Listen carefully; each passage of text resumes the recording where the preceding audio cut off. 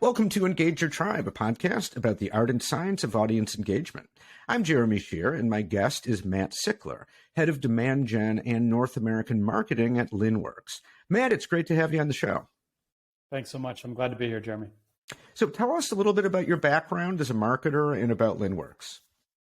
Sure. Yeah, I've been in the enterprise software sales arena for probably 12, 13 years now. Before that, I was in manufacturing marketing, but for the past 10 to 12 years, been doing enterprise marketing, several different industries.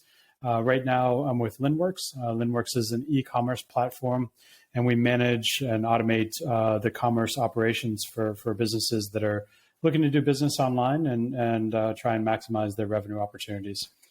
So my goal here at Linnworks is to increase demand generation and broaden our market awareness, really trying to drive traffic through and find those e-commerce companies that are looking to evolve their operations. Okay, very good. Thanks for that. So now I know that Linnworks brought you in to build out a modern marketing function. And when we discussed this earlier, you described your approach to doing that as both bottom up and top down. So what does that mean? Yeah, it's interesting. The way I look at building the demand gen, especially the demand gen piece of this, is working with sales and working with the overall company to establish both the budget and marketing. What are we able to spend and where do we want to spend that? But also how we're going to spend that and what number of leads and opportunities the business needs to hit their sales and revenue targets. So if you think about it from the sales side, they are obviously given a goal at the beginning of the year. We have to hit X amount of revenue, but they count on a certain amount of that revenue being marketing generated and really through pipeline build and opportunities.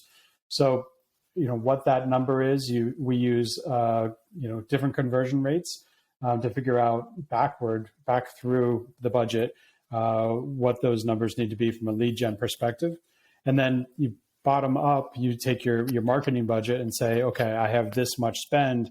How am I going to allocate that to drive the right amount of leads and opportunities? Now, every channel has its own conversion rates that are different. Some are very top of funnel, but you need that to sustain your marketing database and be able to kind of long-term nurture those people through.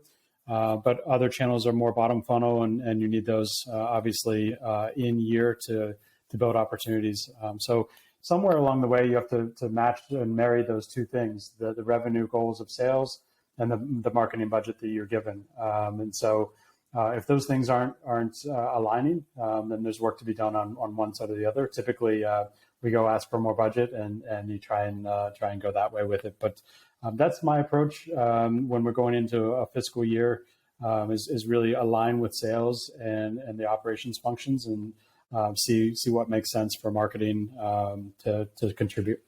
Mm-hmm.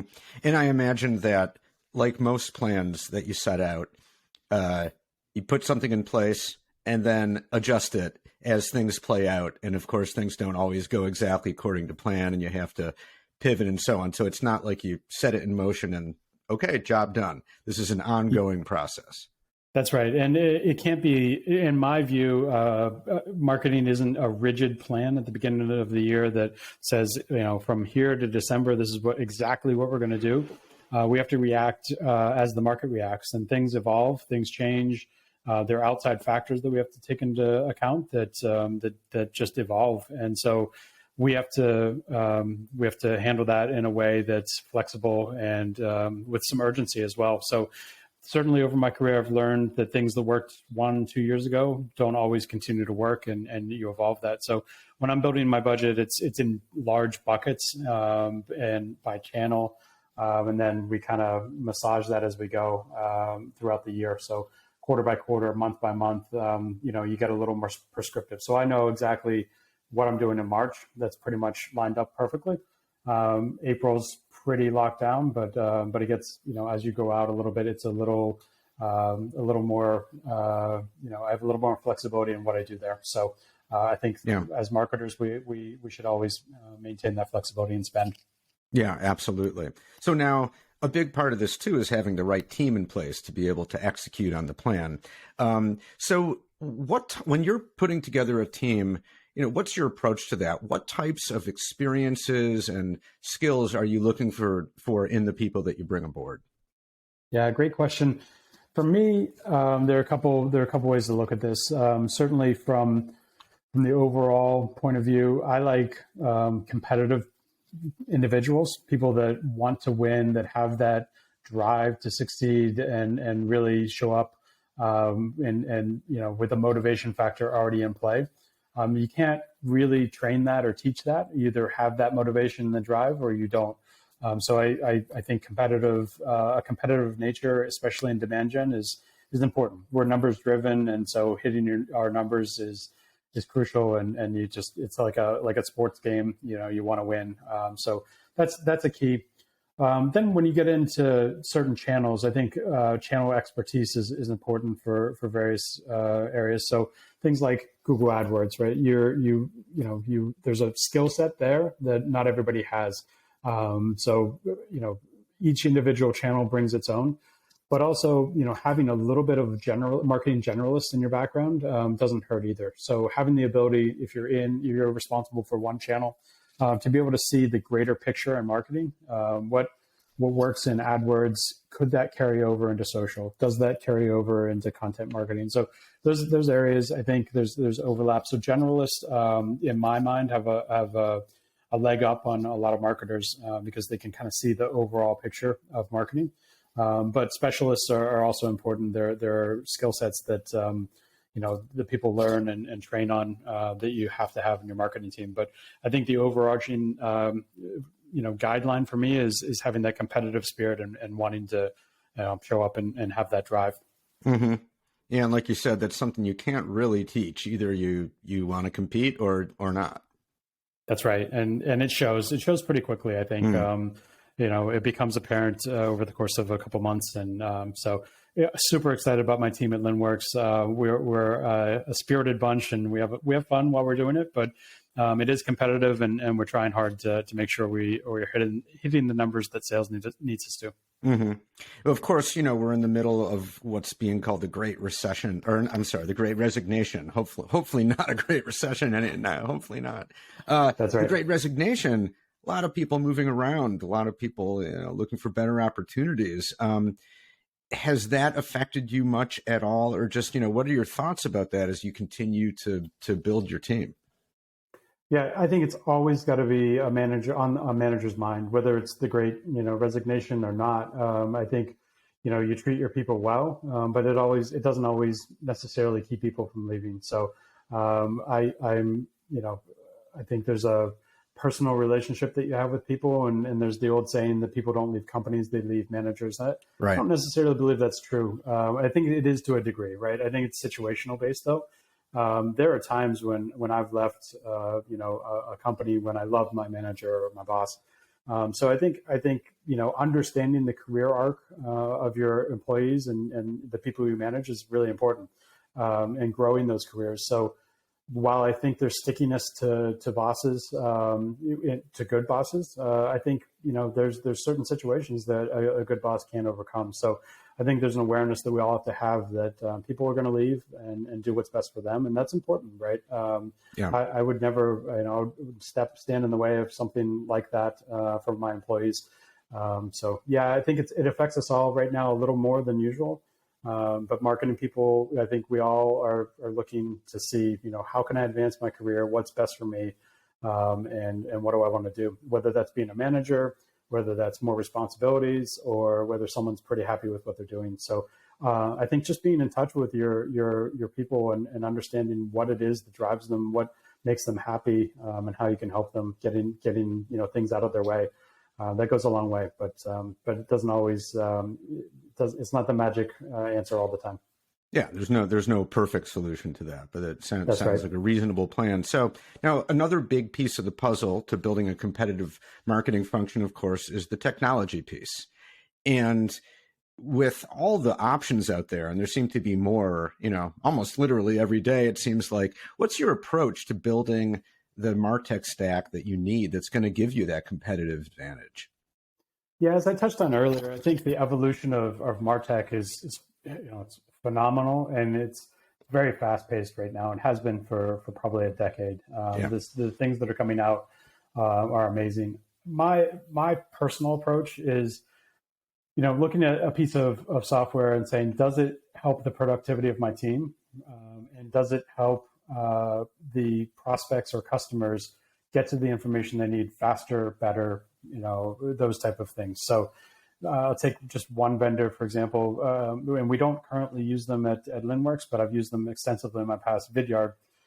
Those guys have evolved that platform over the years and really love what they're doing. It certainly helps prospects get to what they need faster and in a way that delivers it in a nice way, but also delivers some information to marketers that helps us understand, how much of the video someone watched. That goes to intent data, and you can gain a lot from that. So I think it's those two things: the productivity and the data that you're getting in a way that's not overly aggressive or overly nefarious, but also trying to get information to people as they need it. I'm a little old school.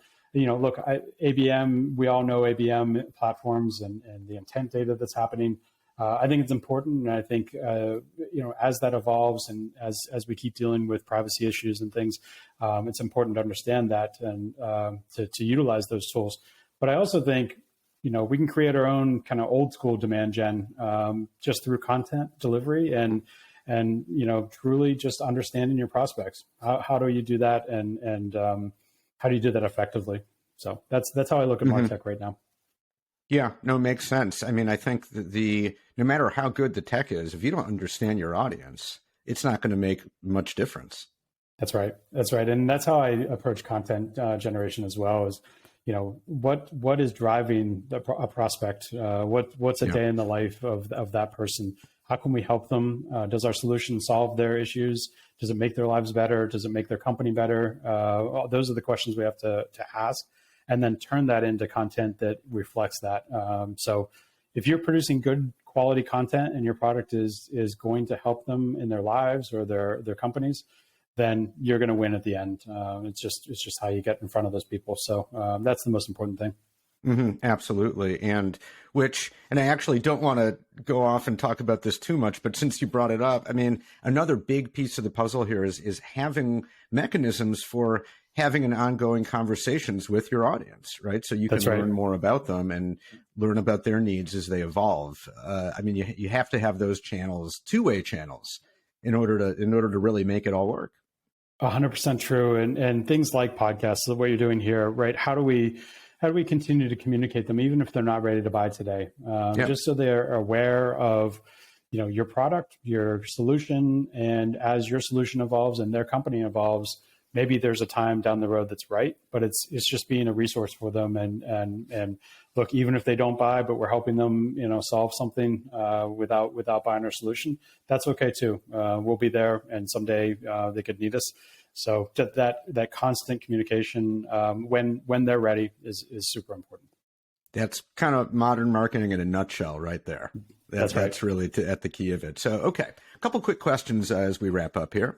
What's been your main focus so far in Q1?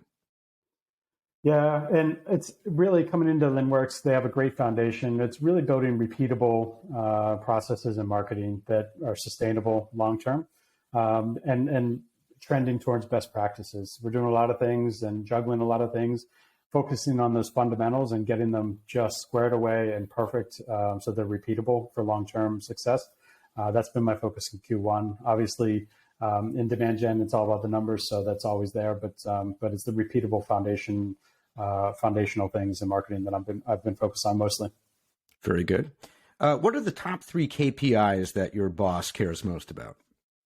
Yeah, always in demand gen, it's leads. How many leads are you driving? What are we doing? And then leading to opportunities. What sales qualified opportunities looks like. Pipeline, always a thing. Demand gen's relatively easy as far as KPIs go.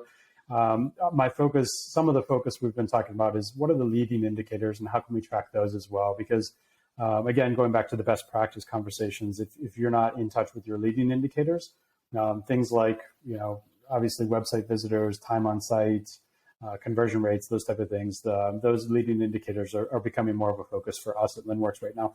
Okay. And finally, What do you and your team hope to accomplish by the end of this year? Yeah, it's a great question. Really establishing ourselves as a dependable demand gen machine. I like to call it a machine, Mm-hmm. and that the organization can rely on to hit our numbers. There are going to be seasonal issues or things happen, but becoming as dependable as possible and centered around really that quality content that our prospects and customers love and just are able to find easily. And supporting the sales organization. So demand gen machine is my focus by the end of the year. All right, awesome. Well, Matt, thank you for all that. Seems like you have a lot of great stuff going on and a great year ahead of you. So thanks for sharing that. Thanks for a really great conversation. Appreciate it, Jeremy. Always a pleasure, and looking forward to speaking with you again.